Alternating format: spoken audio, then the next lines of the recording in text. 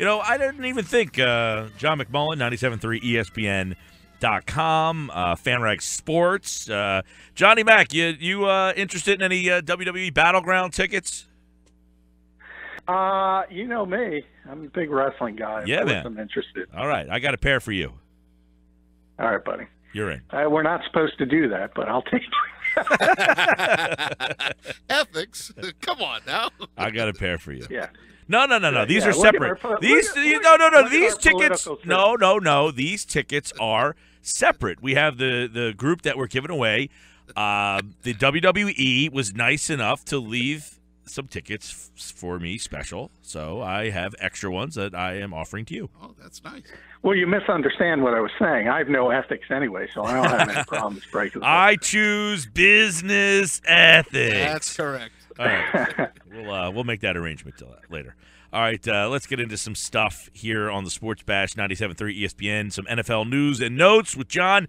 Hey, John, I was doing some research for the show, came across a couple of things. USA Today doing some rankings, getting ready for the season. I was pretty surprised by some rankings on the Eagles' defensive side of the ball. One, they had them as the third best defensive line in football. That includes tackles and ends, full line there, not just the ends, pass rushers. Third best in the entire league. You buying that?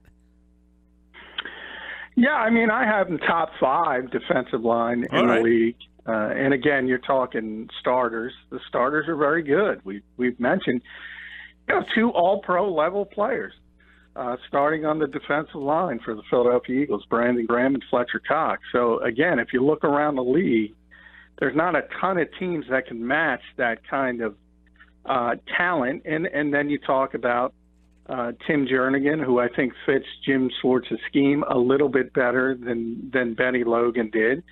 And then whoever ends up starting at the other defensive end, whether it's Vinnie Curry or Derek Barnett or even Chris Long, I think it'll be an upgrade over Connor Barwin simply because Connor's a linebacker, he's playing out of position at weak side defensive end. Not that he's a bad player.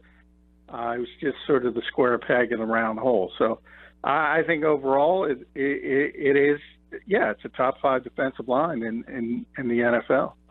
Yeah, can you look at that line and you got Barnett, Chris Long. It's going to be interesting to me how they utilize Long, Barnett, Vinnie Curry, and what ends up happening with the other guys. Maybe Means, Marcus Smith, if he's still around. But I think the rotation there is going to be really the story of the ends in training camp. Yeah, I mean, Jim always likes to talk. He likes a rotational system because he wants to keep the guys as fresh as possible for the fourth quarter. And if you need a big pass rush late in the game, well, you want Brandon Graham and whoever that second guy is going to be. You want them very fresh. In order to do that, you need to have a rotational system in place throughout the game. So I think a lot depends on how quickly. I mean, the Eagles would love if Derek Barnett would immediately step in and become the starter and become a high-level player. But if he struggles a little bit and takes some time, as most rookies do, they have some pretty impressive depth as well. I think Vinnie Curry will bounce back somewhat from last season. He mentioned he was injured, so he wasn't playing at 100%. We'll see how much credence there was to that. He was certainly banged up. And then again, Chris Long. I mean, Chris Long's not what he was as a former number 2 overall pick, obviously, but he was good enough to be in the rotation of the Super Bowl champion. So that says something. At least he's got something left in the tank. Also, you've kind of talked about Jernigan and how much he might fit better than Benny Logan, and then you got Fletcher Cox, Benny Logan, and really you're interested to see what happens with Qualls and Bo Allen and how he ends up using that rotation there. How do you really see? Do you think Jernigan makes them better? Because Logan was a pretty good player. I think people look at that loss like, man, they lost Benny Logan, but you've been pretty steadfast that Jernigan might fit better here. Yeah, I think he will because he's a better pass rusher, and that's what Jim wants. So I think he give up a little bit against the run, and that's where Benny really excelled. And Tim's not quite as good in that aspect of it. But we saw, and we mentioned a number of times, people look at Fletcher and Brandon specifically, and the sack numbers weren't where you necessarily wanted them, and I think the pressures were there. Graham is a perfect example, leading the league in hurries, but the numbers weren't necessarily there, and that's because you need a pass rush as a group. So if Brandon's doing his job, but all of a sudden Connor Barwin or Benny Logan aren't doing their job, the quarterback can step up in the pocket. He can flush left and get out of trouble and extend the play and do it that way. So I think their mentality is to have a solid four-man rush across the board. That's what everyone shoots for, and I think they have a better opportunity to do that this year. John McMullen's with us, 97.3 ESPN.com. The other area where USA Today ranked, I thought was a little surprising, was the linebacking core. Now, they had them ranked 14th, which is in the top half of the league. There's not a whole heck of a lot of depth there, John. We've chronicled that, but so they put a lot of stock in Jordan Hicks and Nigel Bradham, who do get most of the snaps. Yeah, I mean, in today's NFL, really, it's become more of a nickel league. So your nickel defense is on the field the most amount of snaps, and that means you only have two linebackers. And the two linebackers the Eagles play were very, very effective, and that's Jordan Hicks and Nigel Bradham. The question becomes injuries and lack of depth, but that's not what I think USA is saying. It's saying the starting group is top half in the league, and I'd also agree with that. You could argue even a little bit higher because of the way Jordan Hicks performed last season. Now, there's a couple caveats to that. Nigel Bradham still has a potential suspension. He might not be there at least early in the season. And in that type of scenario, Michael Kendricks would have to sort of sub in as that three-down linebacker, and we've seen in the past that hasn't been his best role. And then after Kendricks, it kind of falls off the table. But I don't think you have many question marks at all when the top two guys are out there, and that's Hicks and Bradham. Yeah, John, you look at the depth there, not much to speak of. What do you think happens with Kendrick?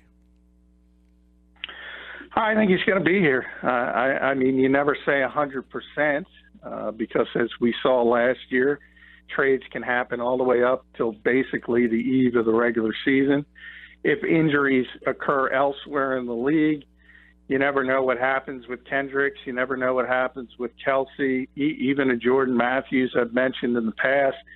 But for now, it's moving forward. He's certainly the third best linebacker on this team, and that's a position, as I said, where they lack depth. So it's not like you're going to bend over backwards to get rid of Michael Kendricks. At this point, I think they need him because you look at the fourth linebacker, and who's that going to be? Joe Walker, Nate Gary, Najee Good?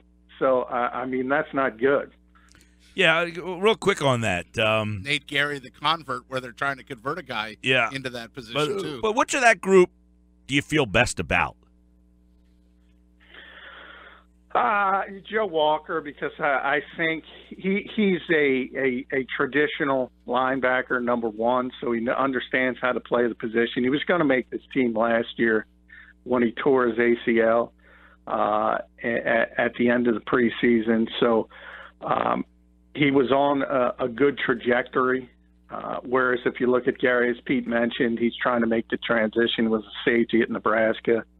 And Najee Good, we've known about him for years. He's here one day, he's gone the next. You know, there's a reason for that. He's a good special teams player, but you don't want him really playing in your three-down defense, or you're going to get exposed pretty quickly. And I think there's a good chance he won't even make the team at the end of the day. So I think the hope is Joe Walker gets healthy, is 100%, and he kind of steps in. John McMullen with us, our 97.3 ESPN Eagles insider. And, John, I want to ask you about Doug Peterson and year number 2. It's also year number 2 for Carson Wentz, and you have a nice article on our website right now at 973ESPN.com about their relationship and how perhaps they may try to evolve in year 2. What insights did you learn about the two of them and how they may try to change things moving forward? Well, I thought at least the lip service was pretty good from Doug Peterson. I think he learned from some of his mistakes, and I'm not even sure you can say they're mistakes because Carson Wentz was asked to do too much last season. But if you look at the skill position talent around him, you kind of understand why. And Doug mentioned, hey, Carson set a rookie record for pass attempts for a rookie quarterback in this league. And he dropped back 607 times. And I think everyone kind of saw by week 15, week 16, he was out of gas. And the mentality this time around is to take some things off his plate. And the Eagles spent the entire offseason upgrading the skill position talent around Carson Wentz, and at least Doug Peterson is, as I said, paying lip service to the right things, and that's to get a better running game, cut down on the number of passes, and take some things off the plate of Carson Wentz.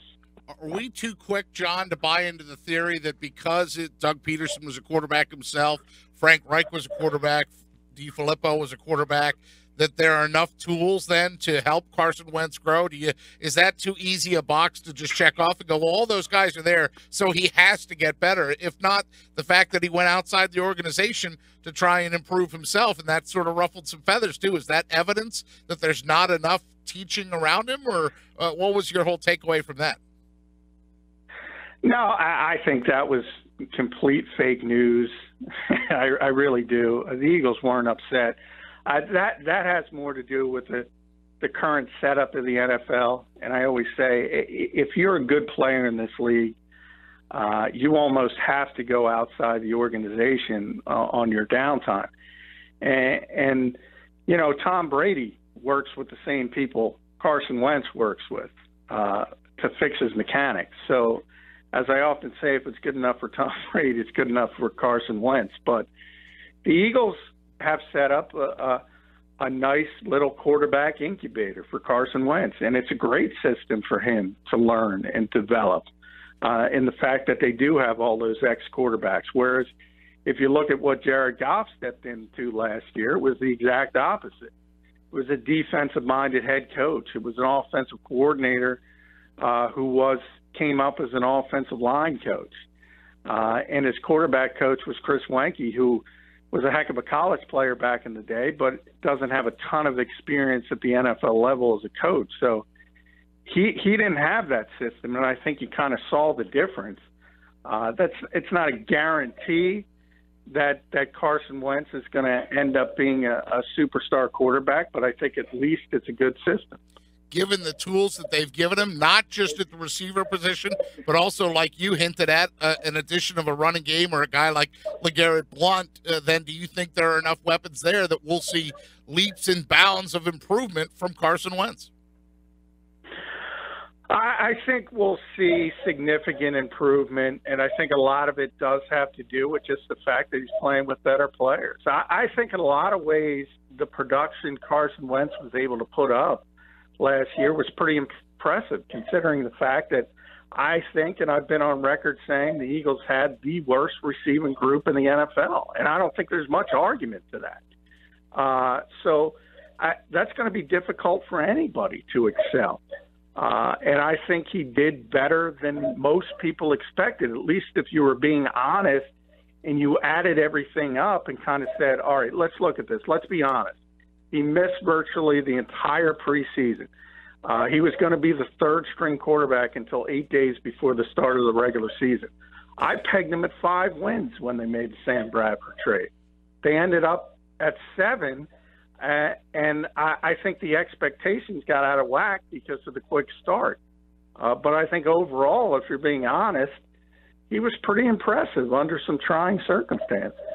Talk with John McMullen, 97.3 ESPN.com. We were talking about the Eagles' defensive line being ranked number 3. I want to go through the NFC East ones real fast and kind of, see what that means for the division, because the Eagles were ranked 3rd. The Giants were ranked 4th. But here's the interesting two. Dallas is 27, and Washington second to last at 31st. So you look at those two defenses, Dallas and Washington, and you wonder, with the improved Eagles running game, is that something that will be a big factor and come into play when these teams play against each other? Washington and Dallas's inability maybe to stop the run. Is that a big, are those two weak spots an area where Philadelphia has gotten better? Yeah, I mean, the Eagles have always, you go back to last year, and that was the weakness of the Dallas Cowboys was the front seven. It was the weakness.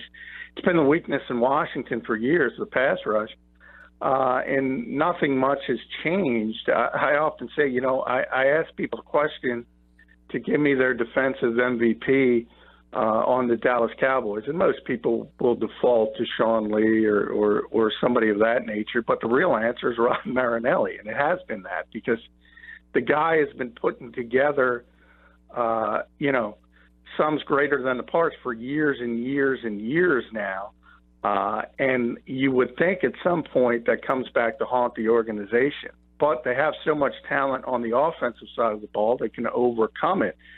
But there's no question, if you look at that particular position, the Eagles and the Giants are really, really strong on the defensive line, and the Cowboys and the Redskins are really, really weak. But obviously it takes more to win football games than just having a strong defensive line or a weak defensive line. Yeah, and then you look at the linebacking core. Philadelphia ranked 14th inside the division. Washington was the best of the unit, coming in at number 11. Dallas, again, 18th. So doesn't look like they got a very good defensive front. Their linebackers in the middle of the pack. The Giants at number 28. You put all these numbers together, it seems that at least one publication thinks the Eagles' front seven is the best collectively. Yeah, on paper it is, and it probably was last year as well, as I said. Now the Giants have a very strong secondary and a very strong defensive line. They're very weak at linebacker, so in between. The Cowboys, they just don't have talent on the defensive side of the ball. The Redskins, they have some good things. Obviously, Ryan Kerrigan, Eagles fans know how good he can be at times. Josh Norman now is a lockdown corner, one of the few lockdown corners in the NFL. But if you look man-to-man on this defense, except corner, it's really, really strong. And I've been saying that for weeks and weeks and weeks. They are a really good group, except for the cornerback position. Hey, John, real quick, when you look at we're talking about the NFC East here, Ezekiel Elliott's been a lot of whispers about possible suspension there. What do you think could happen with this Ezekiel Elliott story? I think there's a possibility he will get suspended. It will be more like a 1 or a 2 game suspension. And I wrote about that on FanRag Sports. If you go back 3 years, you remember that ballyhoo press conference where Roger Goodell announced a new domestic violence policy. I encourage everyone to read that because there is no domestic violence policy in the NFL. There was never any change, but people bought it hook, line, and sinker. And whether it's Josh Brown, who got suspended for 1 game, or if Elliott gets suspended for 1 or 2 games, the bottom line is Roger Goodell still controls all the penalties, and it's at his whim how large or how small they are. All right, we've got NFL training camps. A week from Monday, the Eagles will be open for business. John McMullen will be there at the NovaCare Complex, and 97.3 ESPN, your home for Eagles football, has it all here, and the Sports Bash will be all over it. John, of course, have a great weekend, pal. I'll get you the details on those tickets. All right, buddy?